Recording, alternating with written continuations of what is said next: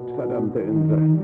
Korallenbänke, die einem die Füße zerschnitten, stinkende Sümpfe, heiß wie die Hölle und überall Japse, die sich in den Boden festgekrallt hatten und jeden Fußbreit mit Zähnen und Klauen verteidigten. Das sagte Jay Blakely, 32 Jahre alt, seit 10 Jahren bei den Marines, kampferprobt in vielen Einsätzen. Einer von denen, die nicht so leicht zu erschüttern sind. Eine winzige Koralleninsel in der Palau-Gruppe, nur 4 Kilometer im Durchmesser, musste genommen werden, um für den Angriff General MacArthurs auf die Philippinen eine Flankenbedrohung durch die Japaner auszuschalten. Es wurde eine der blutigsten Schlachten im Pazifik. 28.000 Amerikaner gegen 10.000 Japaner. Unsere Männer nannten den Landfetzen später nur noch die Toteninsel. Ihr Name Peleliu. Im Spätsommer 1944 waren die Marianeninseln Saipan, Tinian und Guam fest in unserer Hand. General MacArthur bereitete den Angriff auf die Philippinen vor. Die 500 Meilen östlich davon gelegenen Palau-Inseln mussten genommen werden, um ihm die Flanke freizuhalten. Einer der japanischen Hauptstützpunkte dort war Peleliu. Am 15. September landete eine Division der Marines auf dem winzigen Korallenbrocken. Kaum, dass sie die seichte Lagune zwischen Riff und Insel durchquert hatten, gerieten sie in das mörderische Abwehrfeuer der japanischen Verteidiger. Die erste Angriffswelle blieb auf dem schmalen Küstenstreifen liegen. Mit ihr war Unteroffizier Nick Janikos als vorgeschobener Beobachter für unsere Schiffsgeschütze an Land gegangen. Ich habe die Japaner schon bei Guadalcanal kennengelernt und sie auch später noch ein paar Mal erlebt. Früher sind sie, wenn wir irgendwo landeten, gleich mit ihrem Banzai auf uns runter und haben versucht, uns ins Meer zurückzutreiben. Hier war es anders. Sie blieben in ihren Stellungen und deckten uns mit Artillerie, Granatwerfern und MG-Feuer zu. Die Japaner hatten einen befestigten Verteidigungsring um die paar kleinen Anhöhen gezogen, die es auf der Insel gab. Es dauerte Stunden, bis die Marines sich an ihre Stellungen herangekämpft hatten. Meine Funkstelle lag in einer Mulde, von den Japanern nicht einzusehen. Wir hatten die Luftüberlegenheit und konnten den Einsatz unserer Trägerflugzeuge und das Feuer unserer Schiffsgeschütze in aller Ruhe dirigieren.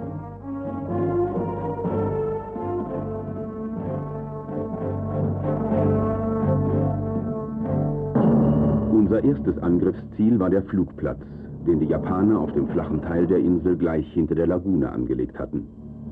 Da meine B-Stelle sich höher befand als der Flugplatz, konnten wir die japanischen MG-Nester und Grabensysteme gut ausmachen und ihre genauen Koordinaten an unsere Flotte durchgeben. Als erstes kamen die Sturzkampfbomber.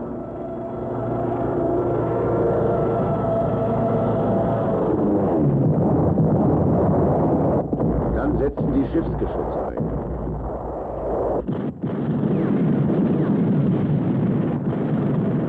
Sie feuerten so lange, bis die nächste Welle unserer Trägerflugzeuge ankam.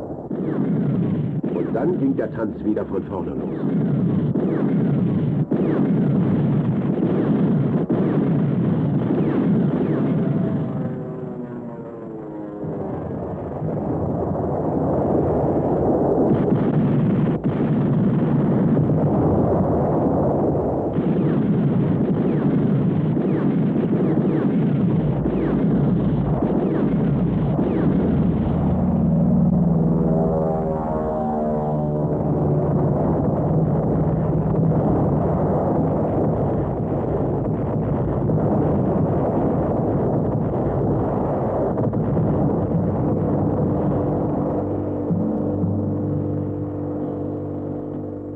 Nach wenigen Stunden war der Flugplatz nur noch ein Trümmerhaufen.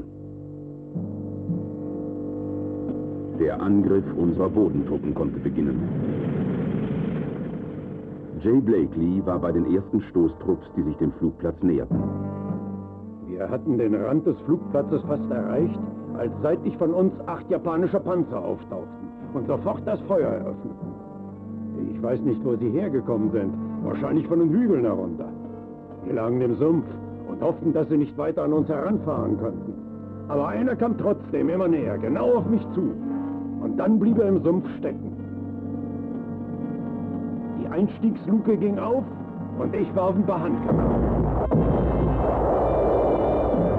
Eine von ihnen muss genau hineingetroffen haben. Jedenfalls lebte von der Besatzung keiner mehr. Die anderen Panzer hatten auf dem Absatz kehrt gemacht und sich zurückgezogen, als der erste hochging.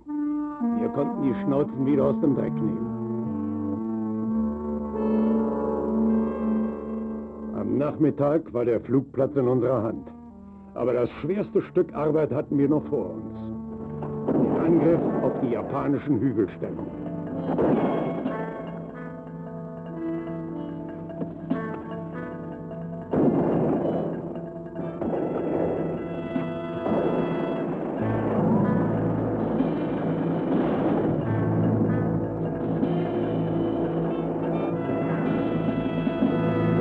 Ich habe eine ganze Menge Einsätze gehabt. Ich war in den Salomonen dabei und auf Saipan. Man hat ein verdammt flaues Gefühl im Magen, wenn man weiß, da vorn liegen ein paar tausend Japser, die nur darauf warten, dich abzuknallen, wenn du dir eine Blöße gibst. Aber du siehst keinen, du weißt nicht, wo sie stecken. Und dann geht auf einmal der Feuerzauber los.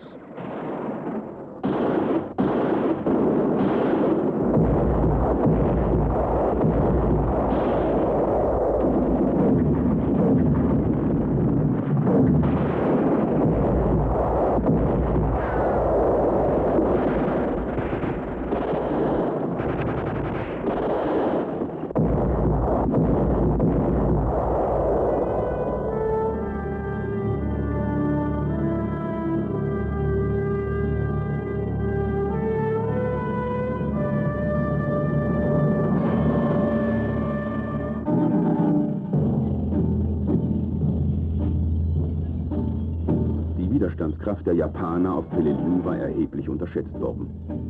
Der Kampf um die Insel wurde zu einem tödlichen Versteckspiel zwischen Verteidigern und Angreifern. Die Japaner verkrochen sich in ihren Höhlen und die Marines hatten sie zu suchen.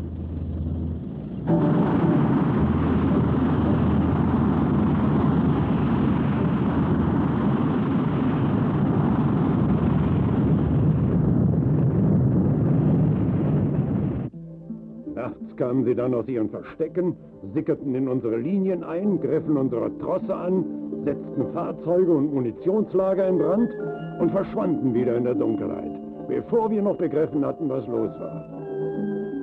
Hin und wieder trugen sie amerikanische Helme und unterhielten sich auf Englisch, sodass wir sie für unsere eigenen Leute hielten, bis wir merkten, dass es zu spät war.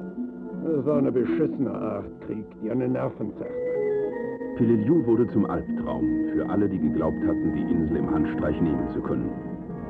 Im Führungsstab sprach man bereits von einem Abnutzungskrieg, der mehr an Verlusten forderte, als eingeplant war.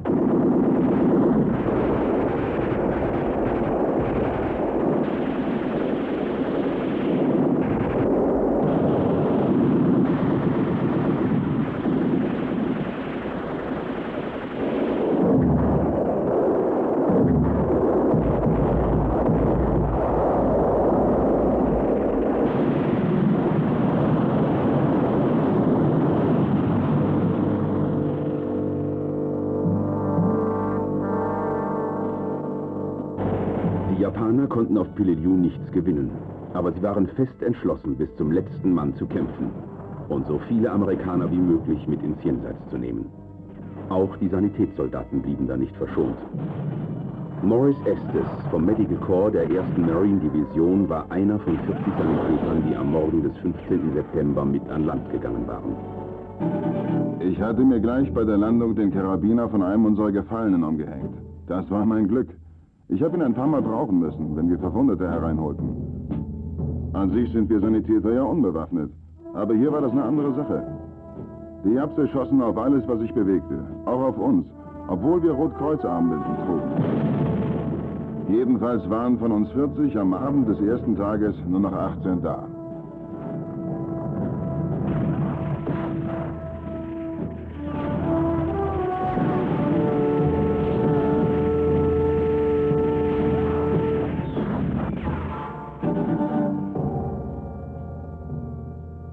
Schon an diesem ersten Tag hatte sich Peleliu den Beinamen die Toteninsel verdient. Hinzu kam, dass das Thermometer in der Mittagszeit auf fast 50 Grad Celsius stieg. Viele unserer Männer klappten in der Hitze zusammen. Sie fielen um wie die Fliegen. Wir Sanitäter hatten Befehl, jedem Mann 15 Salztabletten pro Tag zu geben. Aber hier reichte das nicht. An einigen Tagen habe ich bis zu 50 pro Kopf ausgegeben. Außerdem gab es auf der Insel kein Wasser. Es musste von den Schiffen herangebracht werden. Die Japaner wussten das und schossen mit ihrer Artillerie auf jedes Boot, das sich dem Land näherte.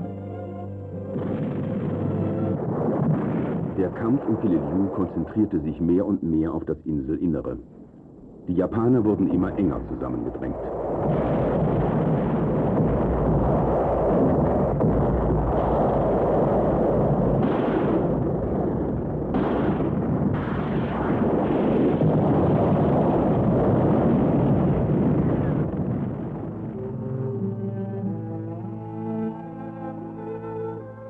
Von unserer ersten Landungswelle war nach einer Woche kaum noch die Hälfte übrig geblieben.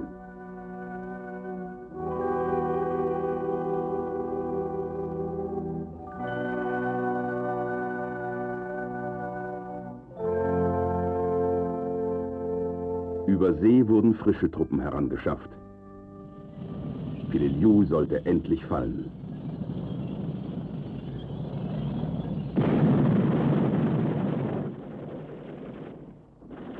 Das Herzstück der japanischen Verteidigung war ein waffenstarrender Höhlenrücken, den die Marines Bloody Nose getauft hatten. Hier waren bisher alle Angriffe liegen geblieben.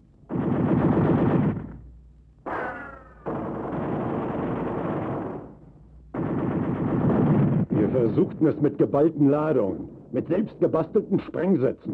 Wir hatten Dutzende von Höhleneingängen in Trümmerhaufen verwandelt und waren keinen Schritt weitergekommen. Der Hügel war wie eine Bienenwabe durchlöchert. Wenn ein Loch verstopft war, kamen sie unter dem anderen wieder raus. Wir hatten wirklich alles versucht. Den Burschen war nicht beizukommen.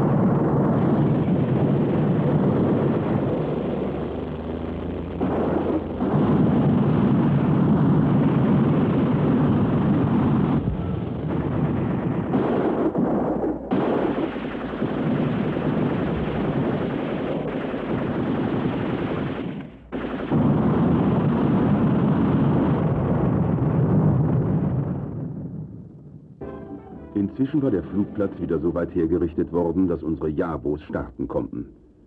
Sie wurden nun eingesetzt, um auf kürzeste Entfernung die Bloody Nose sturmreif zu bomben.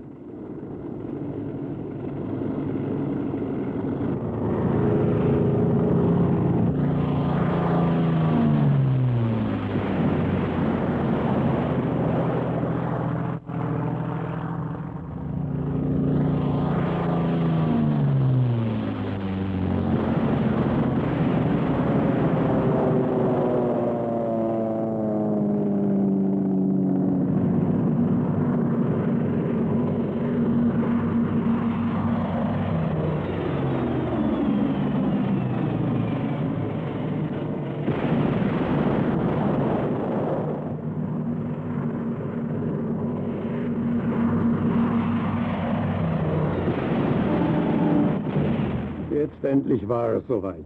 Gleich nach dem letzten Bombenwurf stürmten wir die Höhe.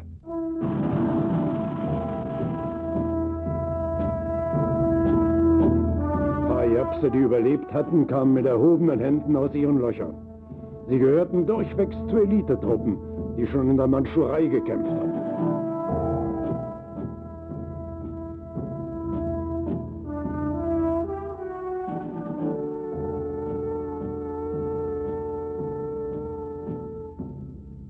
Kein einziger Panzer, keine Waffe fiel uns in die Hände. Sie hatten alles zerstört, bevor sie sich ergaben oder sich selbst umbrachten.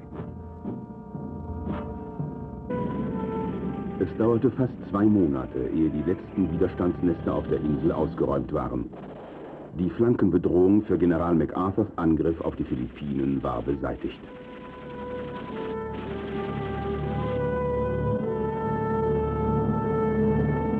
Fast 10.000 tote Japaner, 1.800 Gefallene und 7.800 verwundete Amerikaner. Ein hoher Blutzoll für den Besitz einer winzigen Koralleninsel im Pazifik. Peleliu, die Toteninsel.